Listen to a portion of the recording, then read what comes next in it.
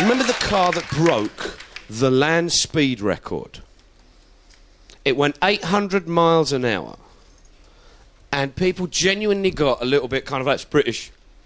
It's British car, land speed. Get you there. Get you there, that's British car, driven by the Queen, Mum, God bless you. Lovely, lovely.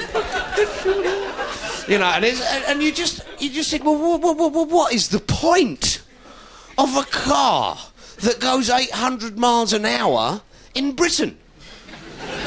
What is the point of that car? Because we're not 800 miles long.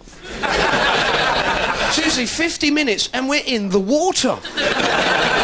But people are gentle. There's only one time you'll appreciate that car. Only one time, and that's closing time when someone goes, oh no, Drinker in Glasgow's still open, get in a motor.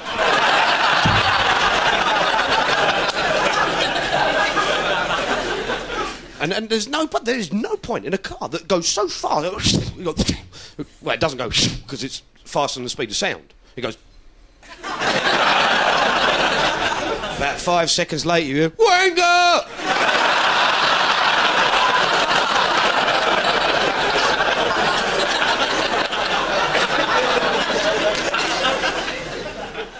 You see, I'm not a Luddite by any stretch of the imagination. Do you know what I mean? I'm not one of these kind of... If I don't understand it, I break it. You know, I'm not one of these... I don't like this science. The moon's in a bucket. Quick, pour it away. Pour it away. Woo!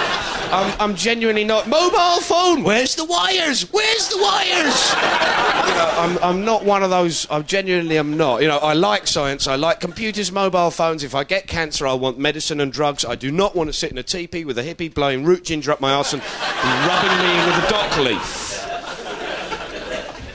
Well, not for medical purposes, anyway.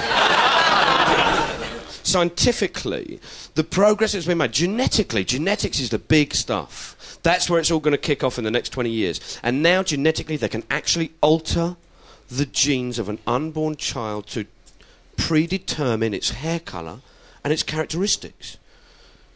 In a few years, you could go into the hospital with a catalogue going, I want the baby to kind of blend in with the curtains and the sofa. A kind of Roman nose, El Greco kind of like facial. So maybe it's kind of Rococo oval Victoriana eyes. The dad standing there, give him a big cock, okay? Give him a big cock, a real big swinger.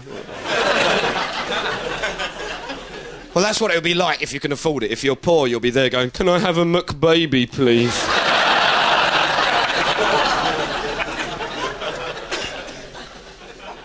And it's just so weird, the stuff that they're actually doing. They've invented this thing, this is completely true. It's called the Onca mouse. And it's licensed by the DuPont company.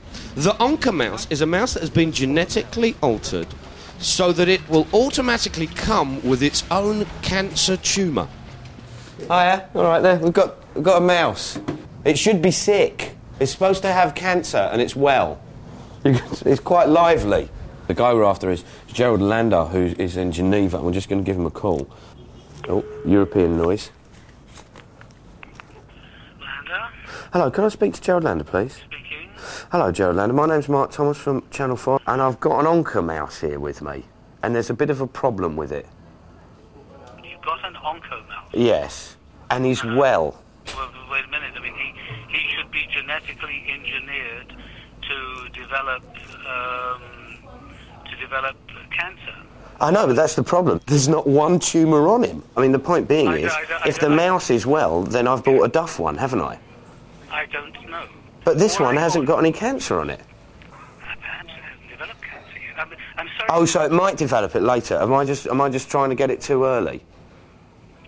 Listen, where did you get it from? A pet shop. I don't believe that. Well, it's a specialist pet shop. Onco mice are not sold through pet shops. Well, this is a very, very special pet shop. If I put the mouse in a jiffy bag and then just post it over, you can check whether it's an Onca mouse, whether it's your mouse, and then if it is, then we can talk about some kind of refund. You cannot post it to me because you will have the animals' rights movements all over the world against you. Oh, right. So if I post a mouse, the animal rights will be up in arms against me. Look, I don't know what the hell you're getting at. All right, no, I'm just saying, no, fine, that's fine. If you give a mouse cancer, that's fine, that's not my business. All I'm saying is, I've bought a mouse to get sick, and what have I got? I've got a well mouse. Now, if I've bought a mouse to get sick and I've got a well mouse, then I'm a disappointed bunny, and I'm not a happy bunny, and I should be a happy bunny if I'm trying to get a sick mouse. If you've got a well mouse, then you haven't got an onco mouse. So onco only sells sick mice, right? You're reassuring me on that. No, I'm not telling you that. I'm not telling you anything. You're not telling me anything? That is correct. Okay, but if it's well, it's not onca. I'm not telling you anything. But you just told me if it's well, it's not onca. Have you used that as a slogan? That's fantastic. You had the mad cow disease, and you'd see farmers being interviewed on television for news programmes. They'd be there in fields going, look at these beautiful creatures, got to be needlessly slaughtered. Like you used to put them in a hospice.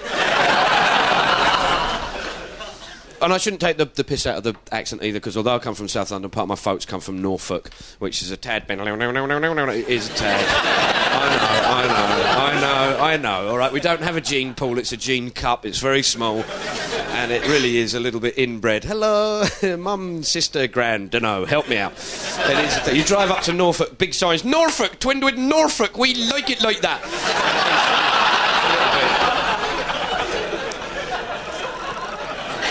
But they obviously, you know, mad cow disease. There's two things, and I genuinely do feel sorry for the farmers about this, because there's two fields of thought about mad cow disease. One field of thought said that mad cow disease was developed because they fed the cows cow in the food. And if you feed a herbivore meat, they go mad. Which is logical, and that's what I want them to do, because the alternative is you feed a herbivore meat and they get a taste for it, and if they start hunting in herds, we're fucked. Seriously, because they're quite clever. They'll probably send one out limping as a decoy, like a mummy cow with lots of milk, going, "Oh, I'm lame and I've got lots of milk. Come and get my milk." And you go in there, and all the big dad cows would suddenly come out with sticks in the hooves and beat you up or whatever. Well, whatever. The other theory about mad cow disease is that it comes about because of organophosphates, which are pesticides. And if it is organophosphates that are causing the mad cow disease, that stuff's in the land already. That means it's in the food chain. That means we're fucked. That means we're going to get mad vegetable disease. We're going to get mad onions. That's what we're going to get, kids. We're going to get mad onions. You'll have the French going, don't buy the onions, boo, here's boo, bad British onions, fuck off. And there'll be sort of like farmers going, buy British onions, don't buy. If you don't eat a British onion, then you're a traitor. You're a traitor, and you've fondled the Queen Mum's nether bits. Stop it. And then the onions, you know, they'll be going, oh, you can't eat off the bone onion or whatever, and there'll be all sorts of stuff going on. And we'll have these onions that are mad, going, oh, I'm an onion, no, I'm not, I'm a carrot, no, I'm a fire starter, oh, touch me, am I crying? Lots of that. Now, here's the stuff. We tried to get and talk to multinational company, and the multinational are called Monsanto, and the PR company that work on behalf of Monsanto said no. Then we sort of said, oh, please, no. So we sort of paid them a visit.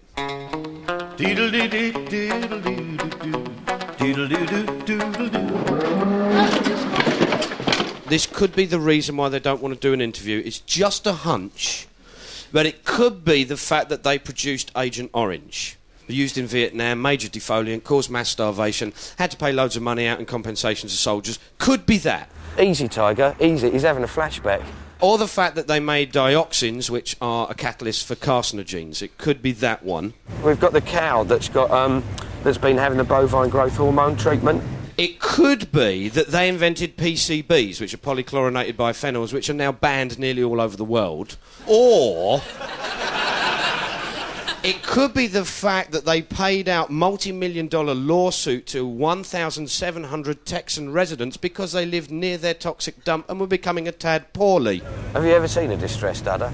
It could be all of that linked to the fact that Monsanto are now the biggest genetic modifiers and researchers in the food industry. So, obviously, linking Agent Orange to genetically modified soya, and you've got to remember here, soya that is used in 60% of all processed foods.